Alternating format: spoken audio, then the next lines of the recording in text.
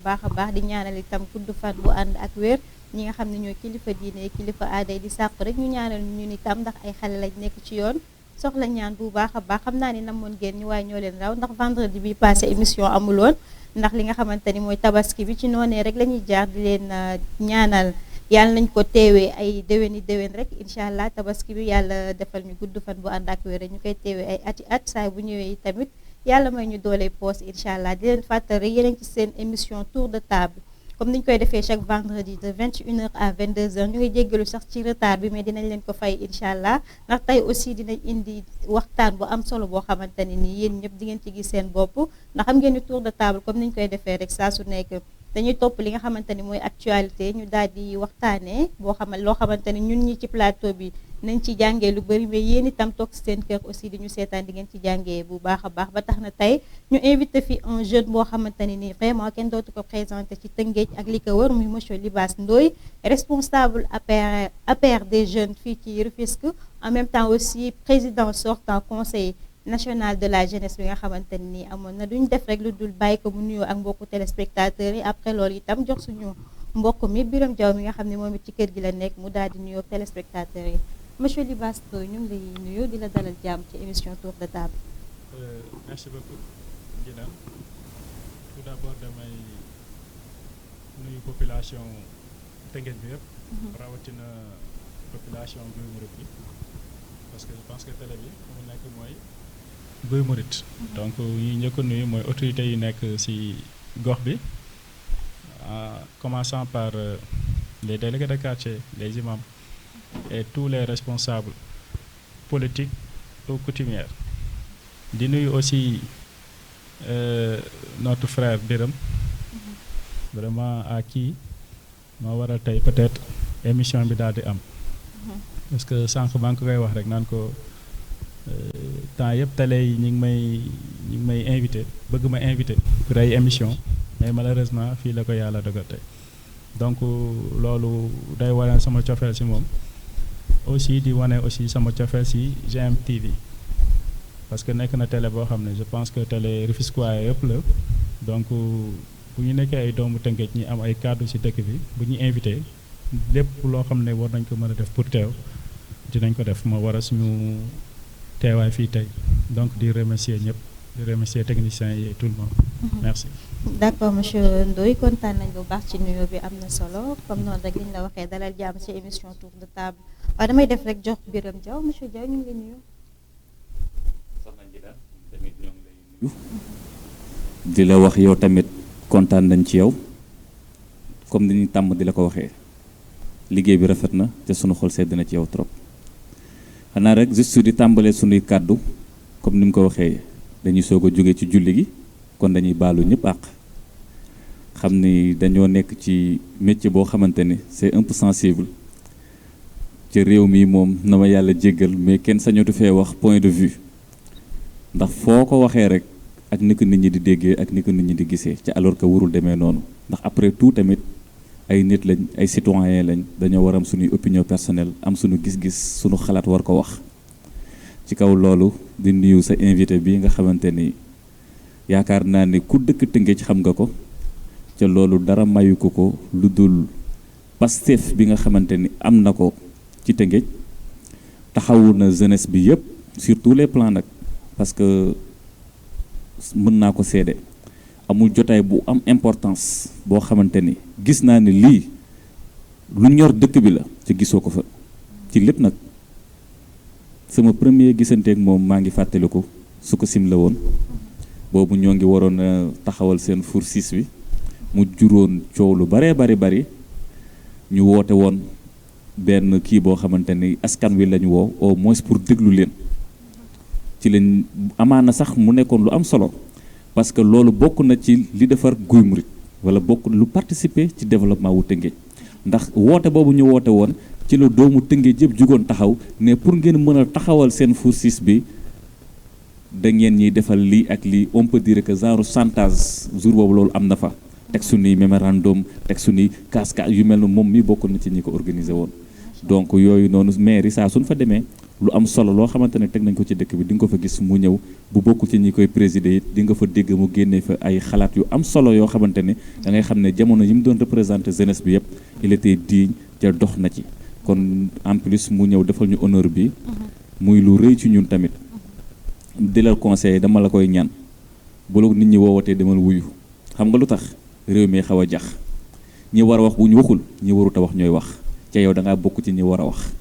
sinon rek lu yàqu rek dañ ciy am part de responsabilité donc soxna Ndjelane ñu delloo la kàddu gi di la wax ne kontaan nañ ci bokk ak yow plateau bi. d'accord Birame en tout cas kontaan nañ bu baax a baax et que kàddu yi rafet na ci monsieur Ndoye li nga ci wax yëpp vraiment am na solo bu baax a baax juste déjà monsieur Ndoye dañ lay bàyyi rek nga présenté wu wax monsieur Ndoye yow yaay kat exactement bu ko defee ñu mën a dugg ci waxtaan bi ñu bàyyi la nga présenté wu. merci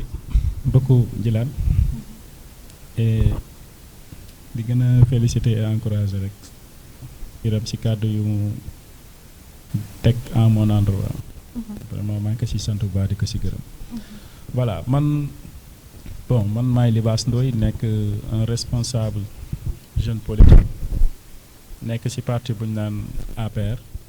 bokk ci instance bu ñu naan COJER yàlla def ma nekk responsable COJER bu Rufisque Est en même temps aussi nekk membre ci commission scientifique bu COJER national nekkoon fii aussi président conseil de la jeunesse bu Rufisque jiite ko lu mat fukki at donc nekk aussi un acteur politique un acteur communautaire du moins vraiment en tout cas citoyen Rufisquois la boo xam ne suñu objectif wala suñuy mbébét yëpp mooy nekk di dox tànk yoo xam ne jeunesse su Tëngéej bi dinañ ci avancer mais dox tànk yoo xam ne aussi suñu dëkk yi dina mën a émerger vraiment pour yeneen gox yi fi ñu koy mën a dégg ñu daal di dégg aussi Rufisque donc tànk yooyu la ñu taxawaay. d'accord monsieur Ndoye comme ni nga ko waxee léegi rek nga nekkoon président conseil de la jeunesse pendant 10 ans léegi loolu rek dañ lay laaj déjà bilan bi nga xamante ni jot ngeen ko def en tant que président de la conseil de la jeunesse en 10 ans bilan bi nga xamante ni jot ngeen ko def est-ce que mën ngeen suy ñëwal. waaw tout d'abord dañuy sant yàlla si jeunesse bi ba ñu joxee confiance. parce que ba ñu ma falee c'était en 2016. mu nekk élection yu métti woon fii au niveau de Rufisque parce que je pense que Rufisque rek moo amoon élection suñu commune mais yeneen gox yëpp ay consensus bureau consensuel lañu tegoon mais fii il y avait vraie élection yu métti sax on était 9 candidats donc avant may ñëw ci bilan bi parce que déjà falin bi déjà parce que pourquoi tey jii nii xam nga sax boo gisee ba ñëw ci bilan bi c'est comme que vous êtes président sortant moo tax mu bëggoon rek ñëw ci bilan mais aussi mën nga ñëw ci commencement. voilà ci commencement par rapport ak Falline parce que dafa am solo. parce que loolu moo tax tey bilan bi. mën a nekk bilan boo xam ne ci lu ñu jàpp bilan bu positif la. parce que déjà ci Falline bi. parce que lu nekk man lu tax ma ne ci Falline bi parce que ñun bañ doon ñëw xamuñu woon lii conseil de la jeunesse man ci moins d'une semaine lañ ma jox règlement intérieur ak statut ku ma ko joxoon mooy Babacar Dieng moo nekkoon directeur de cabinet du maire Albé et puis c'était le candidat sortant mais dañ ma ko jox nii ñu ne ma noonu élection conseil de la jeunesse nangam ak nangam bon ma dem lire moins d'une semaine ma lire statut ak règlement intérieur moins d'une semaine ma préparé ci élection yi imaginez moins d'une semaine ñi préparé ay élection yoo xam ne tey ñi mode de vote bi dafa complexe parce que chaque association dañuy déléguer 2 personnes une fille et un garçon avec des lettres d'accréditation mais association yoo xam ne day nekk ce sont des associations qui sont reconnues juridiquement ñu photocopie seen i récépissé boole ak les membres les 2 membres yoo xam ne dañu mën a siège ci assemblée générale donc ci moins d'une semaine ñu def campagne boo xam ne campagne bu mucc ayib la te jour élection yàlla def ñu may ñu ndam parce que lu tax ma commencer par foofu mais dafa waroon dafa am lu jiitu wala tey dafa am lu pousser à ce que ñu am lu mel noonu parce que dañu fi nekkaloon jeunesse bi avant ñi am ndombal tànk bi ñu fi nekkaloon jeunesse bi mooy dañu nekkoon ci mairie Albé di gérer la prise en charge scolaire ba ñu dem au niveau supérieur boo xam ne bokk ci compétence su collectivité territoriale mooy les communes mais yàlla dafa defoon dama amoon taxawaay ci parti bu ñu naan APR donc yàlla def ma amoon connaissance wala amoon relation ak certains ministres et directeurs généraux. Donc si kaw loolu nag laa doon négocier ak à ce que pour la formation professionnelle c'est-à-dire au niveau supérieur. pour ñu mën a jeunes jël jeunes yoo xam ne am nañ bac pour ñu mën a def seen i formation. donc si kaw loolu nag ba ma yàlla dimbalee si kaw loolu si lañ ma jeunes yi xamee xam ne kat tey Libaas bu ñu ko falee président conseil de la jeunesse ci siège boobu lay continuer. parce que objectif bi mooy parce que jeunesse bi li ñu soxla mooy ñu former leen ñu am formation am insertion donc loolu ñu yàgg def la maintenant ci côté bilan bi dañ ciy sant yàlla bu baax a baax parce que c'est un bilan boo xam ne c'est très très très compliqué pour réalisation yi amoon mënoon am c'est pourquoi parce que premier partenaire stratégique bu conseil de la jeunesse c'est la commune c'est la mairie et malheureusement ñun amuñu woon subvention pendant 10 ans amoon woon subvention te imaginez j'étais le responsable des jeunes du maire Albert Ndoye parce que en général le conseil de la jeunesse ak collectif ak la mairie c'est le maire souvent problème day am parce que kii dafay am pouvoir kii am pouvoir te fii Rufisque bu ñu gisee ni jeune bi commencé na am yenn pouvoir yi wala mu ngi commencé avancer peut-être pour échelonner boo xoolee duñ ko encourager jàppale ko malheureusement dañ naan noo kii ëllëg bu amee dara mën nañoo indil problème. Ah bon? Mais c'est malheureux nag et c'est la triste réalité à Rufisque c'est toujours comme ça bon yàlla nag bu mu defee loolu ba loolu amee bon ma ne non man je dois pas être un président boo xam ne dañ may fal te duma liggéey parce que loolu contrainte la pour ma mën a mu nekk excuse pour ma mën a d'accord mooy manque de subvention bi ngay wax sànq wala. waaw subvention bi comme loolu amut on a j'avais un problème avec le maire parce que le maire Albert qu'est-ce qu'il disait non mais ce conseil de la jeunesse non les jeunes ne sont pas avec moi. Ah bon? Alors que les jeunes vivaient dans sa localité. Dans sa localité. D'après dafa am loo xam ne ñu dañ léegi pour foofu noonu pour appuyer la jeunesse il va falloir que jeunes yi nga xamante ne ñu nekk ci dëkk bi ñu ànd ak moom pour que loolu am. parce que malheureusement nos politiciens c'est comme ça nos autorités politiques souvent loolu la ñuy en fait nuance boobu la ñuy am c'est-à-dire pour ñoom pour ñu war a intervenir jàppale ay action wala ay activités yoo xam ne ou des projets de jeunesse il faut que jeunesse boobu noonu bokk ñoom ci seeni champ politique. D'accord mais loolu est-ce que c'est quelque chose d'obligatoire est-ce que loolu noonu lu war a mën a nekk la. c'est pas une obligation madame parce que tey da nga ñëw pour servir toute une communauté. exactement que ñu ànd ak yow wala ñu ànd ak yow ko ñu bañ a ànd ak yow. te sax ñoom ils ne sont pas intelligents parce que tey jii nii pour nit ñi ànd ak yow il faut nga am loo leen defal. mais ñoom dañuy jàpp ne pour ñu defal la ñoom ci xaalisu askan bi yow tey jii nii pour nga jàppale askan bi il faut que askan bi ñëw jàppale la politiquement. alors que yow li nga leen di defal du sa alal ñoom seen alal la. donc c'est malheureux bon ba ñu demee ba contrainte yooyu am bon si laa ne gars yi man qu'est-ce que j'ai fait parce que yàlla def nañu am naa relationnel je vais activer mon carnet d'adresse pour à ce que ñu mën a liggéey parce que dama dem ba comprendre une chose aussi parce que nit ki looy avancer rek si benn mbir boo xam ne da nga si dugg amoo si benn expérience amoo si benn xalaat n'est-ce pas boo si demee ba dugg nag si ngay xamee yenn réalité yi bon si réalité yooyu yàlla def ma am benn en fait que j'ai compris une chose c'est quoi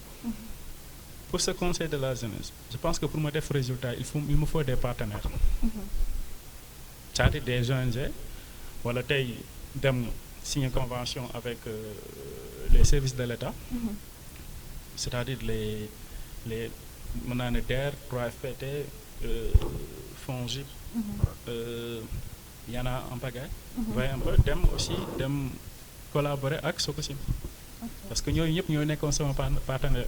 heureusement pour moi parce que ba mu leen activer ñoom ñëpp surtout ak benn ONG bu ñu naan ONG allemande bi la coopération allemande GIZ-GFA parce que ñoom convention ne leen man dama bëgg ñu jàppale ndawu jeunesse wu Rufisque en termes de formation pourquoi cela pourquoi ma dem wax ak ñi ne lu tax ma dem négocier ak partenaires yi pour à ce que ñu ñëw jàppale ndawu Tëngéej yi ci wàllum formation mais parce que bañ ma falee aussi dama defoon benn tournée dem rencontrer les groupements de jeunesse c'est-à-dire les associations de jeunes mais boo demee boo toogee ak ñoom waxtaan ak ñoom mais lu ñu lay wax mooy dama bëgg def formation wala dama bëgg liggéey ci insertion bi d'accord moo tax nag sama politique de jeunesse foofu laa ko accentuer c'est sur la formation et l'insertion. ok kon en tant que bi ngay nekk président jàppale woon nga jeunes yi ci li nga xamante ne mooy formation mais ainsi que insertion bi aussi d'accord. deux choses yooyu laa réussir ok. te sama bilan foofu la. comme waxoon na ni premier opinion premier gis-gis bi nga xamante ni président Albert Ndoye amoon na ko ci mooy que ni jeunesse bi àndul woon ak moom si. ca moom mu tontu woon ko ni c'est pas politique ca moom ci biir waxam ni il était politique parce que il était de APR si si. est-ce que du tamit noonu xam nga man moom jamonoy élection am suivre ma ko woon mais élection yi passé ni suivre naa ko il est totalement politique surtout dernière virage bi ku ci nekk sa candidature leader politique moo ko porté si. kon nan ngay ñëwaatee foofu nga bëgg ñoo xamal ne c'était pas politique ak réponse bi nga xamante ne Albert Ndoye amoon na question de responsabilité la parce que tey ay ndaw bu ñu la falee te ndaw yi ñu la fal bokk ak ñoom parti politique bokk ak ñoom des formations politiques parce que tey ñi ma fal am na ñoo xam ne ànduñoo presque à 90% ñi àndaan ak man ils étaient contre Albert parce que yow li ngay wax nii bokkul ak ñun suñu élection nu mu demee wala peut-être suñu mandat nu mu déroulé parce que bële conseil de la jeunesse pourtant c'est le président Macky Sall moom moo ñëw pour renouveler instance bi parce que ñu ko gënoon renouveler depuis si régime Ablaye Wade mais le président Macky Sall ba ñu ñëwee mais dañoo def des élections transparentes ñun lii c'est pour la jeunesse du am benn coloration politique ñun mission boobu dañu am même règlement intérieur yi boo ko lire aussi ak statut yi loolu moo si nekk parce que yow da nga am droit sax tey présider wala tey nga ñoo mooy les jeunes yoo xam ne ñoo bokk ci yeneen parti politique ñoom dañoo war a siéger ci conseil bi ci yeneen parti politique moo tax yow le président tu dois pas être politique malheureusement sur les statuts boo bokkoon ci benn parti politique wala boo bokkoon ci benn association da nga fay démissionner léegi man j'étais politique avant d'être le président moo tax ba ma ñëwee nag ma ne non attends sama responsabilité politique wala sama statut politique dama koy teg fële ma toxal li charte yi wax mooy jiite ndaw yi te kenn du mën a tax ba ma instrumentaliser politiquement ce conseil c'est pour ça que j'avais un réel problème avec les autorités politiques du département de Rufisque à travers le maire Albert et d'autres parce que sama discours était clair su ma génnee ci champ boobu nag mais attends Libaas Ndoye en tant que tel man je suis un acteur politique mën naa def samay activité politique ci suuf te aussi il y a une chose aussi su ma nekkul woon un responsable politique bilan bi duma ko mën a def parce que vous savez pourquoi les services de l'État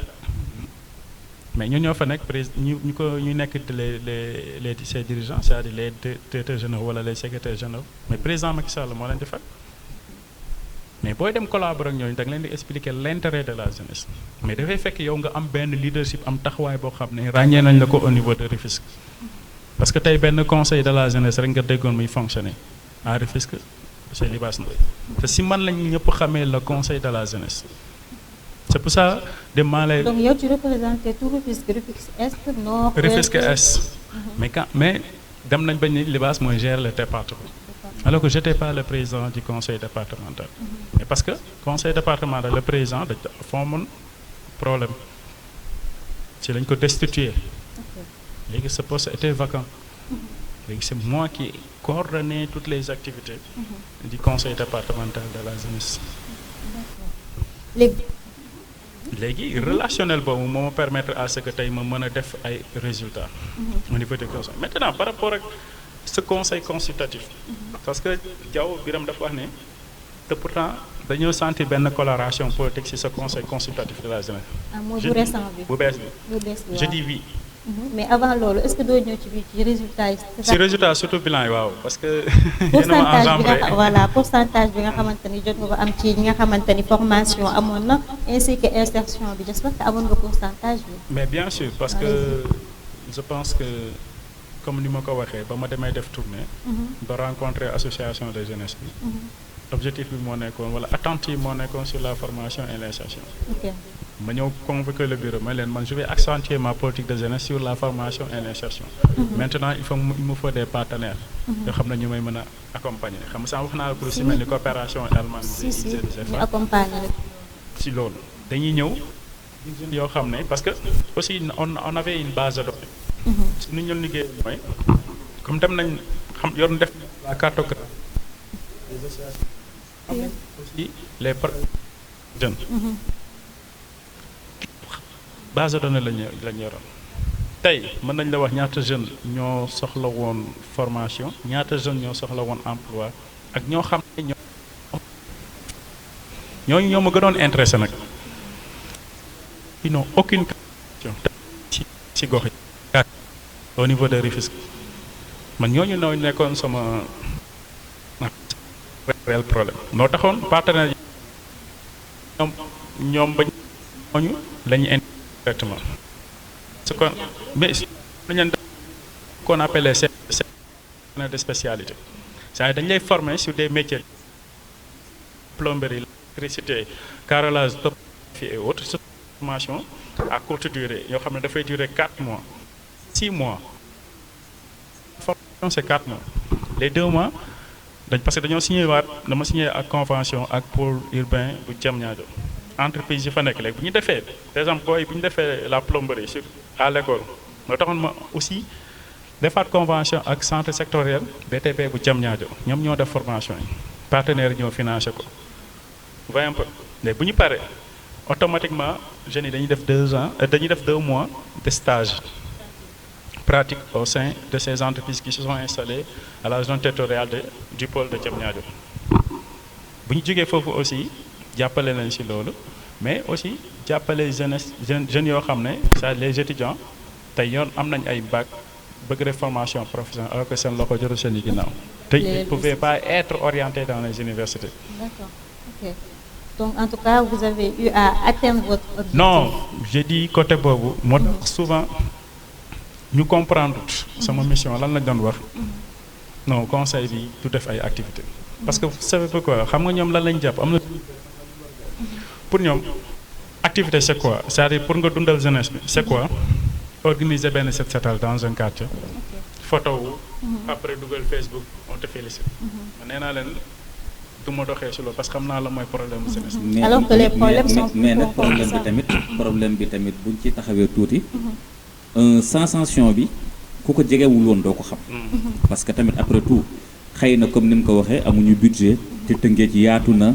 man moom léegi sax lay xam ne pour est la man je pensais que ne pour département mais en réalité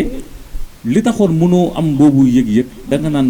comme que amul budget bi wala partenariat bi bariwul yaatuwul noonu est-ce que du tey lu ñëw du ñu ko gën a jege ñoo koy bénéficier exemple mu dëkk fa mu dëkk Castor je ne sais pas côté yooyu Arafat est-ce que tey jii yow gisoon nga ni waa doomu Colobane Guy Murit wala doomi Thiawlène wala doomi ñooñu doon nañ ci seen bopp parce que man tamit après tout certes bari woon na ay yëngu-yëngu moo tax dinaa xam ne moo ngi dox ndax maa ngi koy gis surtout à travers ces statuts di nga gis muy dem ay séminaire wala yeneen ak yeneen mais une personne lambda comme ma jël exemple Bass mii ma jàkkaar lool bu ko waxee nekk kii mooy diw nii da lay xool mu boo ko nee mus na defar dara wala mus na yëngu ci dara da et pourtant da ngay dégg ni ci ñim doon coiffé moom mi bokkoon na ci bu fekkee ku qualifié mën na cee bokk bu dee ku amul qualification mën na cee bokk parce que jeune la en tant que tel est-ce que amoon na tamit benn communication benn médiatique boo xamante ni ñoo ngi xam ne lii am na fi ci pour ñun la parce que suuf am na jour dama dox ba dajee waaw moom sax moom moo woo expliqué ma nee ma toutes les associations yi nekk ci département bi dañ leen convoqué maire yi pour ñu ñëw waxtaan parce que boobu ñoo ngi waroon teg benn plan boo xamante ne pour développement wu kii bi la ba ma dajeeg laay jee sax woo ko nekk kañ dem est-ce que tey jii ni information bi war a génnee noonu lay génne est-ce que yamale ko woon juste ci moom ñi mu xam yamale ko ci ñoom parce que ñooñu la xam. est-ce que daal publicité bi ngi doon non demul nga xamante ne ni ñu waaw non jàll non bu moom du doon question damay affirmer jàllul woon. ok tu confirmes. non damay confirmer ne jàllul woon. et yow looy wax ci loolu kon c'était ça. loolu c'est non il peut avoir raison nag. C'est par rapport à la portée. Mais aussi bu ñu la joxee benn ndombal tànk et que tu es le président des jeunes je pense que ni ak activité boobu mën na def tu dois xam nga exposer ko ñëpp xam ne kat monsieur Ndoye mu ngi def lii ak lii. waaw loo tax ma ne man dama koy nangu. mooy li may wax rek le conseil est peu connu. Okay. C'est le conseil qui est peu connu. Mais Libasse il est très connu. Si. Parfois différence boobu lañ dul def. D'accord. par rapport ak information bëri moom lañ problème boobu lañ am mooy le conseil de la jeunesse ba nii may wax ak yow ba conseil consultatif bi de la jeunesse bi sax boo xoolee taux de participation ci élection yi tax ko demee noonu information bi jàll d'accord. conseil de la jeunesse moo demee noonu mais man j'ai eu la chance peut-être si yenn projet yu mënoon def wala yenn activités yu mënoon def di ko jàllale parce que on avait des groupes WhatsApp on avait aussi des plateformes yu si mel ni ay Facebook ak autres c'est-à-dire di jàllale information parce que jeunesse bi noonu nga leen mën a toucher c'est-à-dire jàllale les informations sur les réseaux par exemple su ma amoon un programme un projet sur la formation par exemple ñu ne jeunes yi dañu leen war a former sur l'installation solaire parce que defoon naa ko D'accord. mais loolu xam nga du ma jël sama téléphone di woo jeunes yi Dëgg la. mais dinaa woo yenn responsable de jeunes yi au niveau des quartiers may leen formation tel am na Am na te quartier tel dina ci am quota temps Pour ñu ba pare participer. publier ko sur les parce que man ku ma xam ne man maa daax publier sur les réseaux sociaux sama statut wala samay Vous êtes page actif là. non je suis très actif sur les réseaux sociaux D'accord. maintenant nag le nombre moom mooy peu c'est-à-dire par exemple tey jii nii ñu ne dañoo war a former des jeunes sur un tel métier dañ naan 50 jeunes n'est-ce pas léegi 50 jeunes yi mun lan laa mën a def pour jëlee ko ci commune bi D'accord. des fois du nekk ci commune bi des fois day nekk au niveau de la ville wala des fois D'accord. day nekk en département. tout cas félicité nañ la bu baax ci li nga xamante ne nii jot nga ko def ci li nga xamante ne mooy jeunes yi. ci objectif bi nga xamante ni atteindre nga ko di la félicité ci loolu bu baax a baax et que actuellement ñi nga xamante ne nii ñoo fi nekk muy conseil consultatif des jeunes yi ñoom itam ñu daal di topp sa tànk rek bu ko defee fi nga xam ne egg nga fa ñoom itam ñu jéem a egg foofu noonu wala fu ko raw léegi bu jógee ci loolu itam dañuy ñëw ci li nga xamante ni mooy politique bi nga xam ni instant yi nii fépp moom la ñuy waxtaanee mën naa ni ñëpp moom la ñuy waxtaanee aussi kon yoon la aussi ñun tam bu ñu toogee fii ci plateau bi ñu daal di koy waxtaan ak suñu mbokku téléspectateurs yi déjà rek fi may ñëw mooy nouveau gouvernement bi nga xamante ni nii installé nañ ko yow tey en tant que jeune nekk ci parti APR tey jii nii noo gisee nouveau gouvernement bi nga xamante ni am na avant loolu aussi dañuy wax ci li nga xam ne mooy retard bi nga xamante ni nemmeeku woon nañ ko selon vous loolu lan moo ko waral. waaw ñun retard bi déjà ci loolu la ñuy njëkk a wax parce que dafa nekkoon problème déjà su ñun ñëpp. képp kuy Sénégal je pense que retard parce que on a def naa toog nañ lu mat 10 jours comme 11 jours n'est-ce pas amuñu gouvernement donc ñun loolu lu ñu ko mën a analyse bu ñu si mën a def mooy ba léegi comme li may wax ñi ñuy jiite dañoo ñàkk compétence pour doxalam réew loolu mooy dëgg. ñàkk compétence. maanaam amuñu xam-xam bi pour jiite réew mu mel ni Sénégal. ah bon. waaw parce que tey Sénégal dafa nekk réew bu ndaw ci côté superficie mais dafa nekk réew bu mag ci côté diplomatie fépp la ñuy tudd Sénégal mais à travers quoi te pourtant amuñu woon yenn ressources yi peut-être yenn ressources yi tey la commencé am mais Sénégal fu nekk da nga doon ko dégg partout dans le monde mais parce que on avait une diplomatie vraiment ci mel ni ñoom Ablaye Wade ak autres des Senghor suñu diplomatie moo amoon doole. aussi ay hommes d'État on avait des vrais hommes d'État. nous avions. mais tey nous avions parce que j'ai conjugué le passé. oui actuellement nous n'avons pas des hommes d'État. képp ku wax sa akulaay taala di waxta yàlla rek tax xam nañu réew mi fu mu nekk nii. franchement Sénégal bu même partout dans le monde les gens de Sénégal bu ñu xamoon même tey sous région bi sax da ngay gis sur les réseaux sociaux. seeni influenceurs di kañ Sénégal di attaquer di comment on l'appelle di saboter le Sénégal. mais parce que tey ñi ko jiitee tax ku si mais nga war a tey def un étalage gouvernemental nga toog 10 jours di ko def. yow jour ba ngay daaxee sa premier ministre war nga xam kan moo war a mën a nekk sa premier ministre à l'heure suivante. D'accord mais après quelques jours après ci lañ nommé Al Amin Lo. depuis ça pas pris 10 jours. de Senghor à Diomaye. musu fi am. dëgg la c'est pour la première fois. pour former un gouvernement nga jël. plus de 10 jours. mais loolu lu koy wane mooy tëli gi may wax. non est-ce que tëli la parce que tamit réew mu sérieux un état sérieux. mais bu ñu xoolee aussi nee nañ le président de la République am na ay discussions yoo xam ne interne la ci ñi nga xamante ni mooy opposition bi ainsi que. waaw mais parce que consultation yi xamuloon fu mënoon teg tànkam parce que je pense que consultation yi moo indoon retard. retard la formation gouvernement mais consultation yi boo koy def mooy li ma la wax. tey boo yoree état da ngay anticiper mais tu dois pas être toujours dans la réactivité parce que tey boo daaxee sa premier ministre à la suivante war nga xam ban gouvernement waxuma la premier ministre de mais war nga xam tey jii ni ban gouvernement nga war a mën a teg. ban équipe nga war a mën a teg pour mën a doxal sa vision. mais ils n'ont pas de vision mooy ma la moo tax mais fi muy waxee nii que ni ils n'ont pas de vision yow lan ngay wax ci loolu parce que je pense que ni le président de la République bu jëlee 10 jours c'est parce que peut-être c'est un choix boo xamante ni ñu def na ko. d'abord man su may wax ci nouveau gouvernement bi damay commencer ci féliciter docteur Abdourahmane Diouf d'abord en tant que doomu Tëngéej muy koo xamante ni depuis 2024 ba tey occupé na 3 ministères de différents xëy na compétence am moo ko fa bàyyi ci yaakaar naa dina ci gagner plus d'expérience ci fu nekk xam na la fa am xam nga pour ñëwaat ci affaire problème mu 10 jours bi damay am benn côté boo xam ne dama ci d'accord ak Libas xam nga lu tax parce que nit ñi ñoo comprendre tul lan mooy état dañoo dem ba jël seeni pressentiment seeni sensation personnelle seeni bëgg amour bi ñu am vis-à-vis ci ak kenn di ko comparer ak lan mooy nation gis nga tey damay gëm ni 10 jours yi bu fi amee dama gëm ni président Ousmane Sonko da ci am part de responsabilité xam nga la moo tax man pour man ak ku ma mënti doon war naa dëgg la Sénégal moom dañuy politique ba ilaa yawmi diin mais période politique dafa am ak période boo xamante ne période liggéey la ci Sénégal fekk comprendre duñ lan mooy période politique ak période liggéey duñ jóge pas man pour man bu ñu politiquee ba fal nit mu ñu fal ko 5 ans réew mi war nañoo mën a may jàmm liggéey 4 ans yi 6 mois ba mu des 6 mois ñu soog a politiqueaat pour préparer kan la ñuy fa war a falaat parce que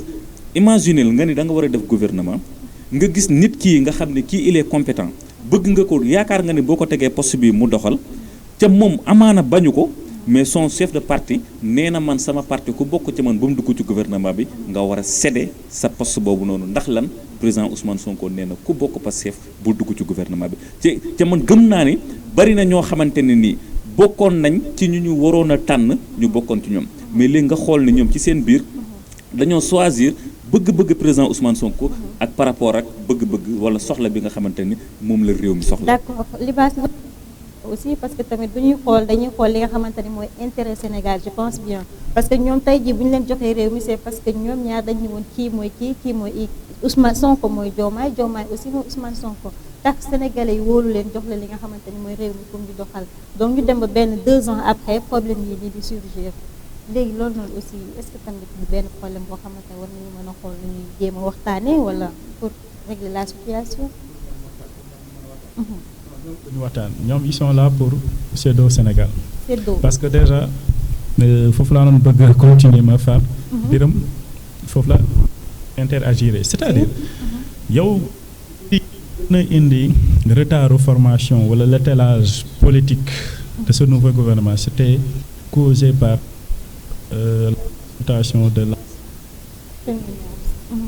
parce que moom génn na wax na ko parce que moom il n'est pas un homme d'État moom c'est un homme de détail parce que génn na ci rajo yi wax ko nii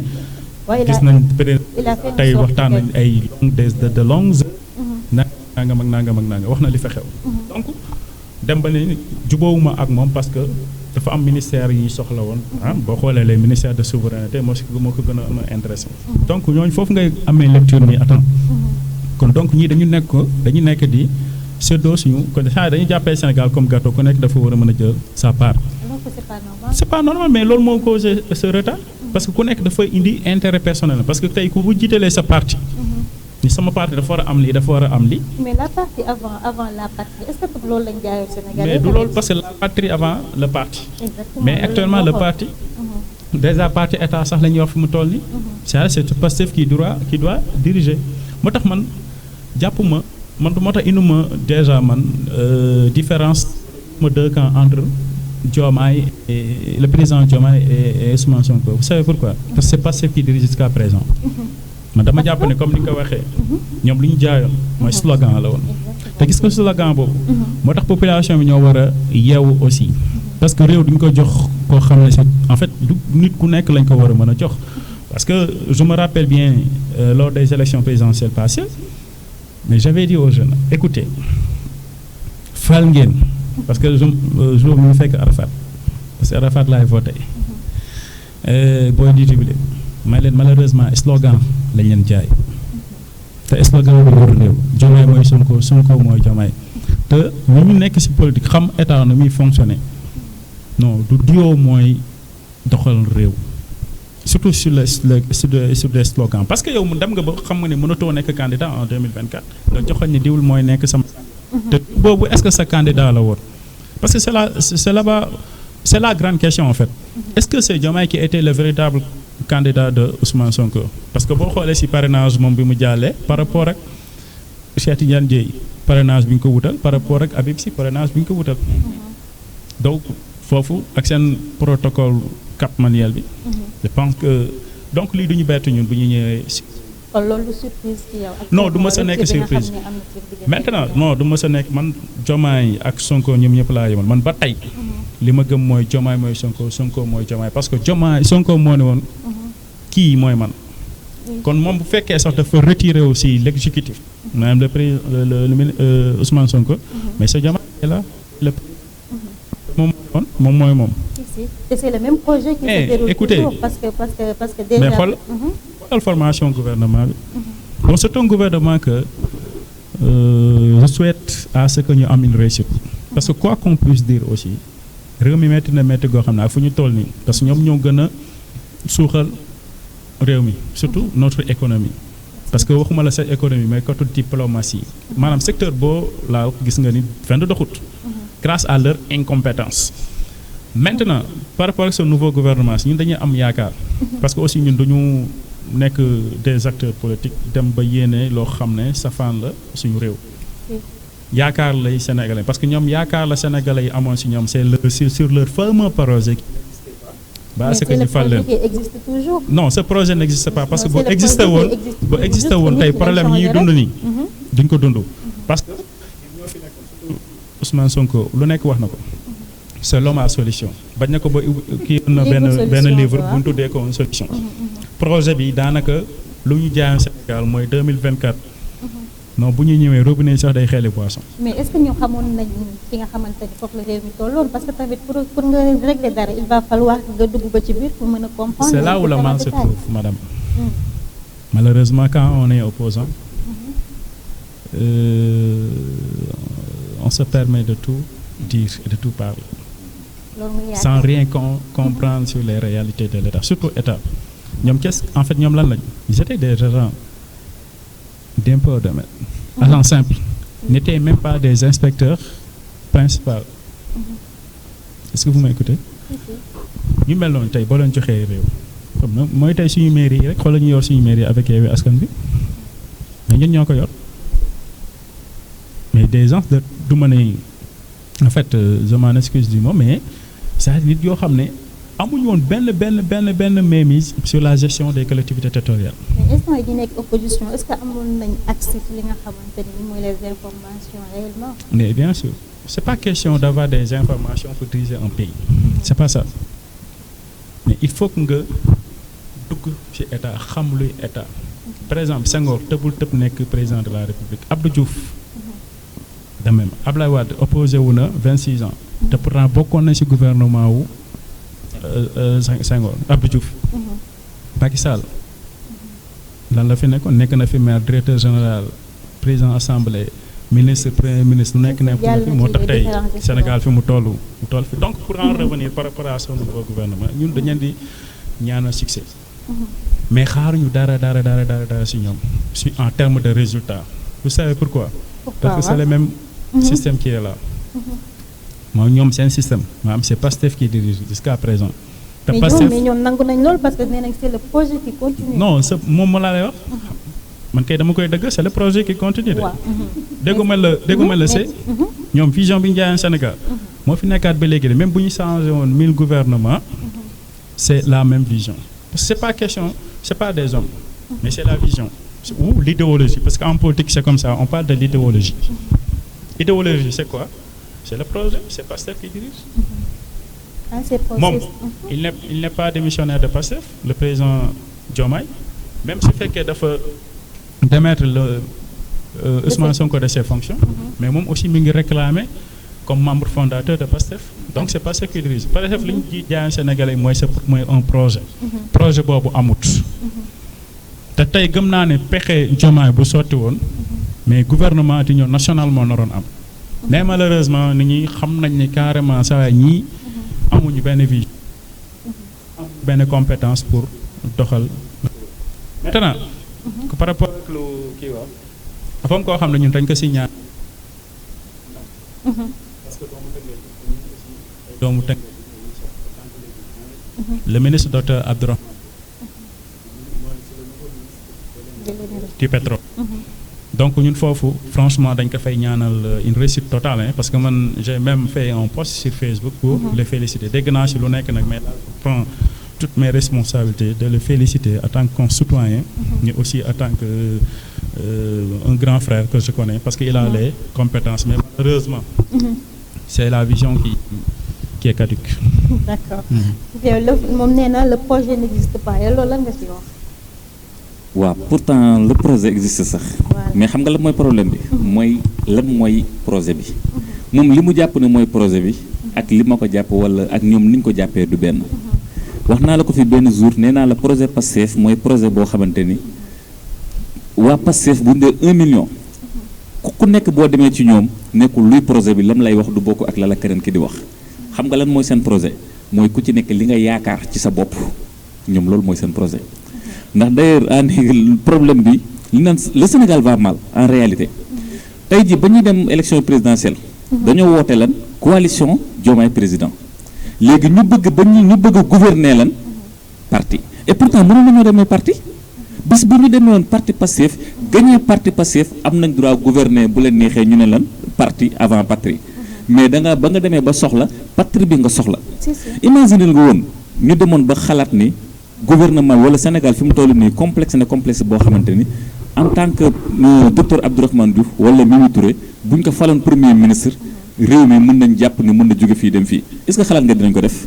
ba ilaa yu mi duñ ko def man gëm naa ne bokk na ci li gën a attardeel nouveau gouvernement bi parce que imaginer le président moo ngi xalaat naan ay bis bu ma jëloon ku ci mel ni Mimi Touré wala Abdourahmane Diouf doo ko premier ministre lan la àdduna di wax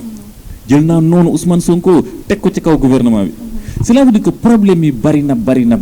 goo xamante ni yaramu mag la foo jàpp rek dafay métti gis nga Sénégal ay sacrifice yu méttee métti moo koy jëlee fii yóbbu ko fii li ñu naan gëmmu dóor ci bis buñ gëmmul dóor parce que dafa wax lu am solo gis nga loolu nag du moom de ñun ñëpp la ñun dañoo tàmm bu ñuy supporter dañuy saaga jour bi di saaga góol bi parce que leen defuma ko moo tax dafa war a yomb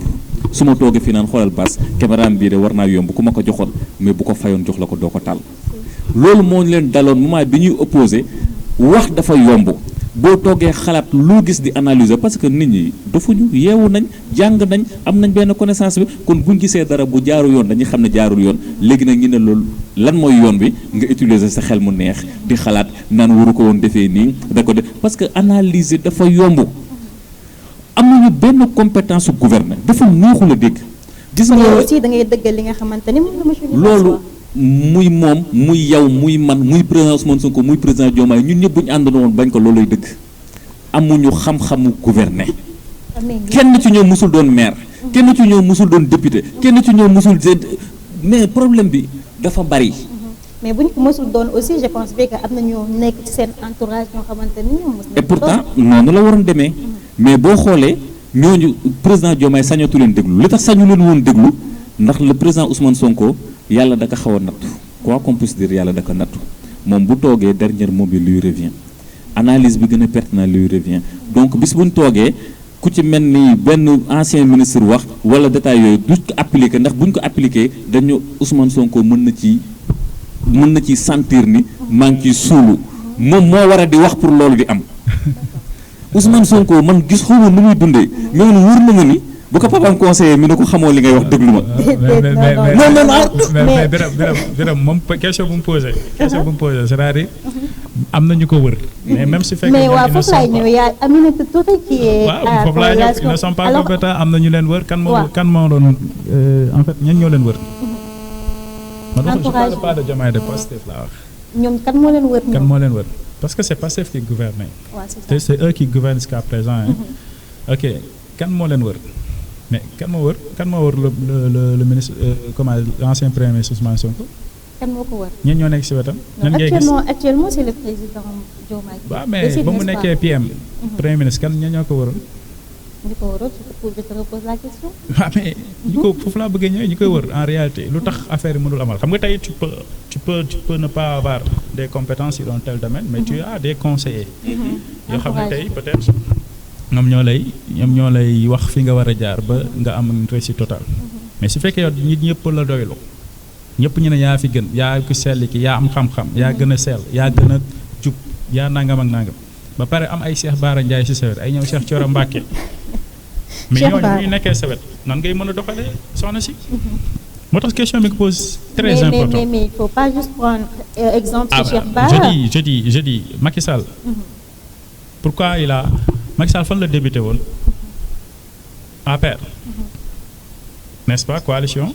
Macky 2012. ba dem ba si biir la kan moo gouverné c'est pas APR qui a gouverné mais c'est Benno Bokk Yaakaar. Benno Bokk Yaakaar est composé par qui et qui cette coalition. Il y a PS, il y a PDS, il y a APR et d'autres alliés. Samba Sy mooy président PIT ak yooyu noonu. ñooñu ñu ngi fa woon.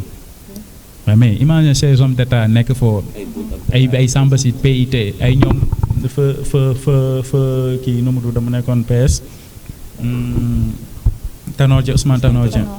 ay Moustapha Niasse. c'est des vrais hommes d'État qui entouraient le président Macky Sall moo tax tey mu def des résultats concrets. Pourtant ci loolu la ñu basé wu. pour écarter ñu ñooñu moo tax ñu diaboliser leen. ne ñoom ñooy les hommes de système. Si, c'est ça. Et pourtant du problème homme de système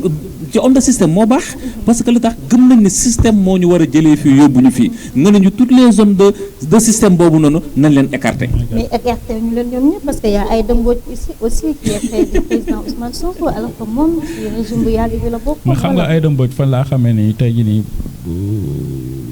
même bu nekkee parce que Ousmane Sonko nee na Aïda mooy yaayam. waaw mais elle est ancienne du régime. n'est-ce pas Aïda Mbodj ba mu demee si sëñ Mountakha. ne bu jàppalewul Sonko si ay ñaan. day faatu fu mu nekk temps mi ngi pavillon spécial ndax saa yi mënatul dara. saa yi ba mu demee Grand Théâtre lan la wax dama doon simuler defuma woon dara ku mel noonu fan la war a mën a conseiller le Ousmane Sonko pour doxal le Sénégal sur des comédies. da nga ko ciy dolleel. Aïda Mbodj Aïda sunu moment boobu. macha allah man boo gisuma lu bari loo ko mën a reprocher parce que am na benn compétence mais. ak nan la fa toogee ndaxte dama bëgg ñu ñëwaat tuuti njëkkewul wala du moom dong moo fi jege woon Ousmane Sonko buñ fàttali ko yàggul dara ku ne jege na ko fi Barthélémy Dias jege na ko fi tant d'autres mais léegi nan lay mujjee ak ñooñu problème bi xam nga la moo tax moment bi nga ko jege yëpp di ko conseiller dafay mel ni dee ko waxal lu ko neex bu ko defee mu may la jàmm ay éléments may la jàmm mais bis boo wanee tuuti ambition wala nga am tuuti désaccord xamal ne jour boobu nga gëj a am xam-xam. imaginez fii moom dëgg la tout est libre ñoo ngi nii nekk en direct YouTube ku ci nekk am nga droit toog daggal saaga parce que mooy loolu noonu la ñuy doxee mais kenn la ñuy saaga mooy ki nga xamante ni nee nañu sunu leader bii kat moo ak comme ci mën a doonaa muy waa kër Ousmane Sonko muy waa kër Macky Sall muy parce que ñun souvent noonu la ñuy politiquer sa leader politique ki naan laan kii am na xam-xam kii yaa ngi koy waxal lu ko neex Cheikh Bara Ndiaye ba nga fekk moo ngi biir Pastef héros national lay doon. parce que li tax ñi ëpp ci internet bi ñoom li muy bëgg dégg la leen di waxal kon nag moo fi baax wala xam na li muy wax des fois damay dégg sax Cheikh Bara naan nañ may tontu ci xam-xam nañ may tontu ci opinion mais moom selon lui moom am na xam-xam. waaw mais waaw man dama koy d'accord bu baax a baax parce que man pour man ku qualifié xam-xam ci benn point rek xamoo luy xam-xam dama tàmm di ko wax sama gars yi dama naa laan maçon bi qualifié ak mécanicien bi qualifié ak soudeur bi qualifié boo leen taajee ku ëpp xam-xam boo ko tontoo amoo xam-xam kon ku mu mënti doon rek dama koy nangul xam-xam. d'accord mais monsieur Libasse ñu ñëw aussi si li nga xamante ni mooy majorité parlementaire à l'Assemblée nationale mën nañ ni depuis Sénégal bi muy Sénégal ba léegi mosuñu am un président boo xamante ni amul majorité à l'Assemblée nationale actuellement monsieur le premier ministre ex-premier ministre actuellement président Pastef aussi président de l'Assemblée nationale gis nañ ni moom actuellement ñoom ñoo am majorité bi à l'Assemblée nationale maintenant tey jii nii majorité boobu nga xamante ne ni ñoom am nañ ko alors que actuellement c'est la guerre avec monsieur le président de la République loolu noonu. loolu ni ñu koy cette majorité comme le disait le docteur le ministre docteur Abdourahmane Diouf c'est une majorité diomayenne. Diomayenne n'est-ce pas? C'est une majorité mécanique de Pastef. mooy li ma wax rek man dafa am benn affaire boo xam ne nit ñi mënuñu ko dindi ci sama xel mooy quoi que dafa am antipode entre wala dafa am différence wala écart wala un estimation parallèle entre Diomaye et Sonko. man ba léegi dama gëm ne Diomaye mooy Sonko Sonko mooy Diomaye. amiin. Pastef est majoritaire à l'Assemblée nationale. Oui. C'est Pastef qui a l'exécutif, c'est Pastef qui a le législatif. Donc personne ne peut me faire comprendre que il y a une divergence. Bon, mën nañ noter ni il y a peut-être gis nañ temps yi il y a une nouvelle reconfiguration politique. Si je peux l'appeler ainsi. Parce que ba léegi nit ñi ay Sénégalais yu bëri boo leen interviewé par rapport à la situation de ce pays surtout seen bi wala seen ñu bëri am ci connaissance ñii dañ naan la ñii dañ naan réeroowul c'est-à-dire y a rien de clair lu ñu mën a def ñu analyser c'est pour cela pour bañ a juum en réalité dama naan y a une nouvelle reconfiguration n'est-ce pas léegi nouvelle reconfiguration boobu dañ jàpp ne tey l'ancien premier Ousmane Sonko c'est lui qui a l'exécutif qui a le parlementaire le pouvoir parlementaire c'est-à-dire législatif il a le pouvoir exécutif te avant ñu yegg si foofu parce que loolu c'est la réalité parce que reconfiguration boobu moo am déjà mais est-ce qu'on a un président d'Assemblée nationale légal? Là aussi c'est loolu aussi mën nañ ci ñëw avant que ngay continuer parce que les députés de l'opposition ñun déjà dugaloon nañ benn recours au Conseil constitutionnel pour wax ni ñoom ils ne sont pas d'accord ci intégration bi. Mais écoutez, je vous dis xoolal nu ñoom ñu ngi ko limogé le vendredi déjà pour xamal na Diomaye ak Sonko benn lañ ba léegi rek yow ñu ngi la lim musul am ñun bokk ay ndaw lañ dañ nekkee yàggee ba ñuy duggee ci politique yàgg na yàggut mais am nañ ci benn regard que aussi am nañ ci benn expérience. Vous savez c'est la première fois dans l'histoire ñu limogé un premier ministre ci guddi gi même le même jour mu daal di déménager. Si c'est comme si c'était programmé. Non mooy li ma lay wax. da ngay jox région ñu naan non attends Diomaye ak Sonko dañuy combine ba léegi. réeroowuñu alors loolu ba mu amee gis nañ ko ñëpp ko constaté maintenant le vendredi mais le mardi il est président de l'Assemblée nationale alors c'est lui qui disait je pense lors de l'installation de ce nouveau régime en fait de l'Assemblée nationale en 2024 c'était en décembre boobu il était premier ministre mu dem campagne gagné Pastef gagné ba mu gagné moom mu ñëw ne démissionné na dama ñëw fii pour démission alors qui présidait la séance c'était le doyen Alé moom dafa ne suspension nday mbili gi nii démission kii ne suspension mais bu ñu ko tegee ci droit si ñun lu jot a xam tey jii nii mandat wu exécutif ak mandat wu parlementaire dafay incompatible. C'est quand tu es nommé parce que avant muy gagner dafa nekk premier ministre ba pare donc dañ la may un délai de 8 jours bu fekkee tu es ministre ñu nommé le ministre un membre du gouvernement da nga war a choisir entre le législatif ou le mandat législatif ou le mandat exécutif. Délai de 8 jours. Délai de 8 jours boobu si ngay defee un choix damay rester si l'exécutif ou damay rester si le parlement. Et lu ñu gis mooy dafa continuer nekk le premier ministre. ci la renoncer mandat parlementaire. Sur l'incompatibilité non je parle même pas de démission sur l'incompatibilité da nga war a am choix def ñaar yi si droit. Donc ñun dañu jàpp ne kon donc moom ba pare moom installé wuñu ko en tant que député. Là aussi beneen jàngat lañ si war a mën a am donc lu ñun rapport de force dañ ko mën a jàppee parce que ils ont la majorité comme d'habitude ñoom ils violent les lois depuis ba ñëwee ba léegi ils violent les lois seen député yi lépp lu ñu dugal ay projet de loi lépp yu ñu dugal yëpp bu ñu demee au niveau du conseil constitutionnel da koy rejeté. kon yow tu es d'accord avec les députés de l'opposition li ñu wax. Non, je suis entièrement d'accord avec eux parce que li xew ci réew mi nii c'est inadmissible et là on parle pas de droit parce que on peut pas vraiment du jour au lendemain ñëw réintégrer ko en tant que député alors qu'il n'était pas installé comme député en 2024 décembre donc illégalement la nekkee la nekkee lañ ko réintégrer en tant que député illégalement aussi lañ ko falee en tant que président assemblée nationale. man pour man li ma la ciy dolli tuuti rek mooy sama première phrase bi ma la doon wax parce que imaginez ku ci mel ni le président El Malick ñu ne la ñu dénk la poste bu stratégique def la deuxième personnalité de ce pays nga xëy nga ni kenn koo xamante ni président Ousmane Sonko ak ku mënti woon doon président Ablaye Wade ak Abdou Diouf ku mënti woon doon mu ñëw nga gis ni kii lii la bëgg nga tax nga ni waa Sénégal won ñu ginnaaw ndax lan kii loolu la bëgg cela veut dire que xeetu daw responsabilité yooyu noonu gis nga problème mu Sénégal wallaay compliqué bi foo ko natt weesu na ko gis nga man dama jàpp ni seen zone moo réussir principal projet wu Ousmane Pastef man d'accord naa ni bokk na ci opposition bañ a am. opposition bañ a am li tax mu bañ a mu parce que ils ont réussi. Imaginez le docteur Abdourahmane Diouf bu taxawee mi ni président Diomaye bu doonee candidat 2029 je suis pour ak moom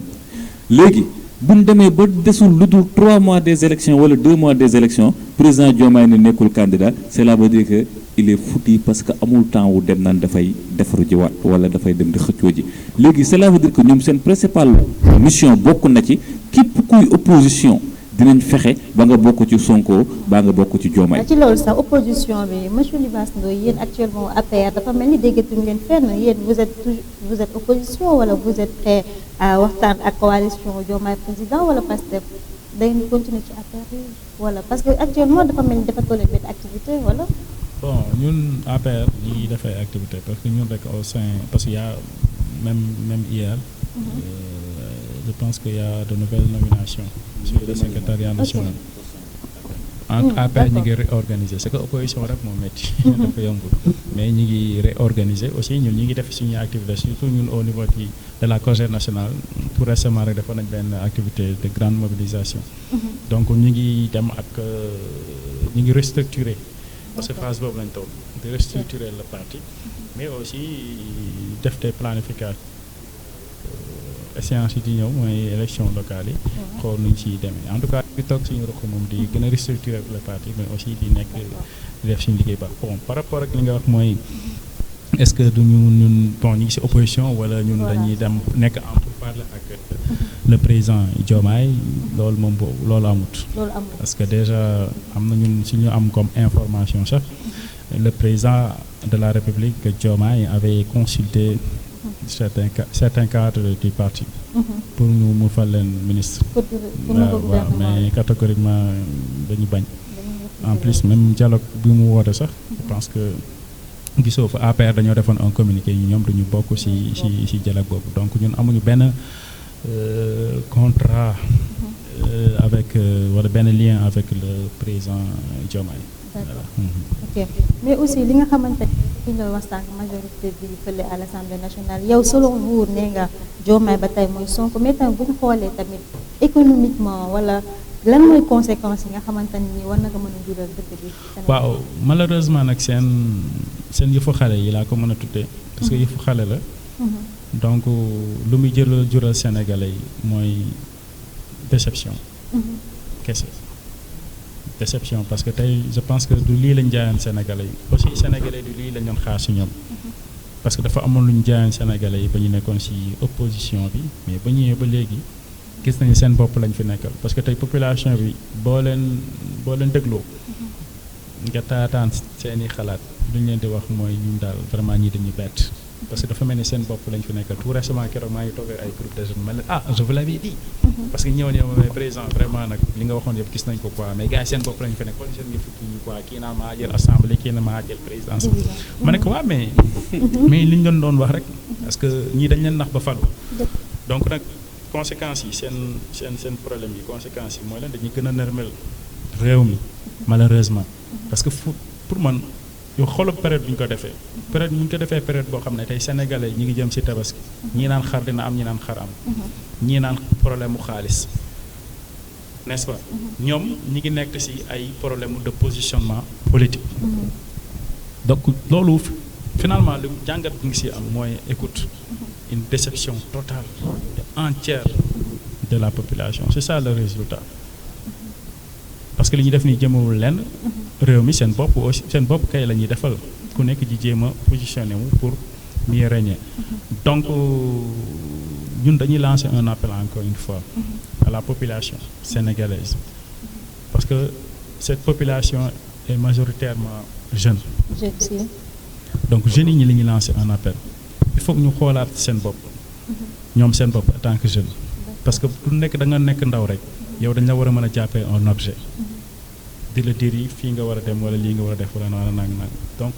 ñun ñoo war a conscient comme on est majoritaire te ku fi falu ñoo la fal donc képp ku ñuy fal nañ ko xoolaat populisme doxalul réew slogan doxalul réew donc bu ñuy fal dañ fal dama koy commencé dama leen di koy ñaax à ce que ñu commencé ko au niveau local ba au niveau sommet de l'État képp ku ñuy fal nañ ko xoolaat bu ñu fal diw parce que diw wala parce que diw yor na wala parce que diw nangam mais nañ fal koo xam ne kii am na une vision pour transformer votre localité ou bien pour transformer votre pays donc loolu moom je tenais vraiment à le dire parce que ça me tient au cœur quoi. D'accord. léegi dernier mot bi rek ñu bàyyi la nga tàggatoo parce que waaw dernier mot bi nag vraiment lenn la rek di leen sant di leen gërëm franchement ci émission parce que gis naa émission bu neex la parce que man mii sax doylu ma ci franchement parce que am na lu bari surtout ci côté conseil de la jeunesse bi parce que dafa am lu ma fàtte mooy dafa am benn leg bu ma fi bàyyi mooy un héritage c'est quoi mooy li ma la rek man dafa am lu ci lu may doxee tey j'ai laissé un document au conseil de la jeunesse à cette nouvelle équipe document maa ngi ko tuddee plan stratégique de développement plan quinquennal la et budgétisé tey bu ñu sukkandiku ci plan bi rek dinañ liggéey plan bi mi ngi au niveau de la mairie parce que mairie bi sax moo ko porté woon avec un budget de 500 et quelques millions mairie bi moo ko porté woon pour faire ay partenaires donc loolu vraiment.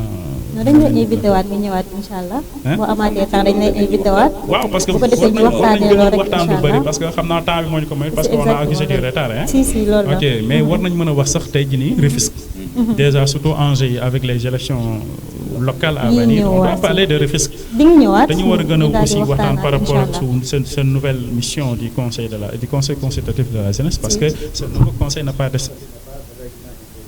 pour le moment donc c'est un peu compliqué pour ñoom ñu xam san lan mooy seen rôle ak lan mooy seen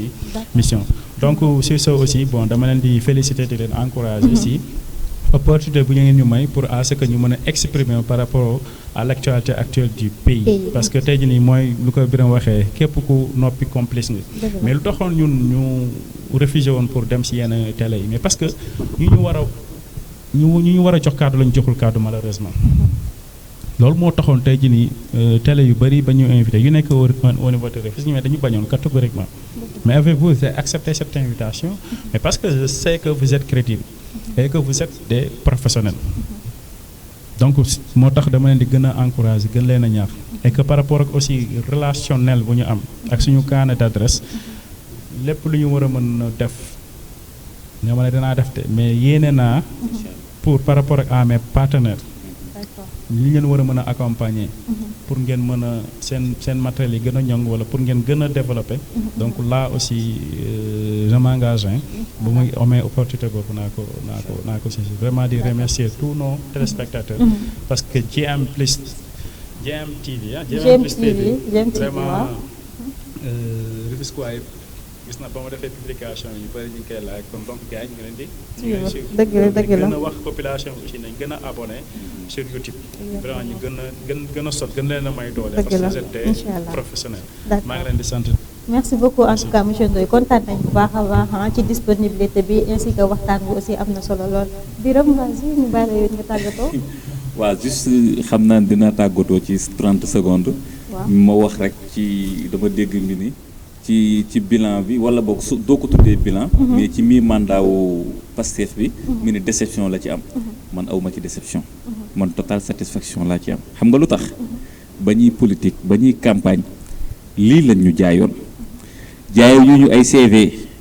jaayu ñu compétence jaayu ñu dara dañ ñoo jaay lu xew ñu taal suñuy live di wax dañ ñoo jaay populisme ca boobu ba tey ñoo ngi ci kon li ñu jaay ñu jënd ko ba tey ñoo ngi ci ñoo ngi jéggalu bu baax a baax ci kàddu yi yow tamit di la remercier ci disponibilité bi parce que c'était pas évident ci diir bu gàtt am nañ contentement lool te yaakaar naa ne ku ñu doon teewlu dégg na ci li mu wax lu am solo la nañ amaat yeneen détail yeneen plateau yoo xamante ni ñaar ba ñett sax ndax comme li mu la waxee ci jeunesse construire kii boobu noonu dañ leen beral boo xamante ni juste parce que man j'ai beaucoup de questions yoo xamante ne ni ci ñii nga xamante ne ñoom ñoo jël relève bi bari na ci lu ci lëmba ci suñu bopp surtout dernier moment yi ni ñu gisee ñun benn fédération bi ñu defoon benn coalition bu ñu defoon ba dernière minute ñu gisaat ñu siddoowaat amaat ay différents candidats dem naa ba benn instant sax am naa fenn fu ma toog ji ma jëw leen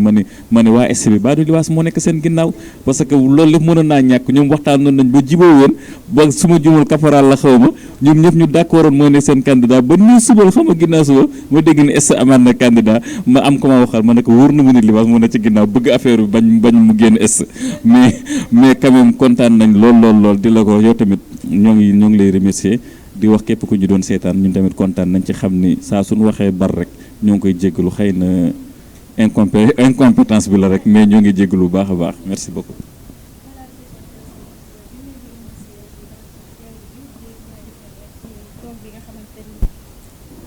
voilà très chers téléspectateurs remercier nañ leen bu baax ci seetaan bi di leen jox dig daje rek beneen vendredi incha allah merci beaucoup.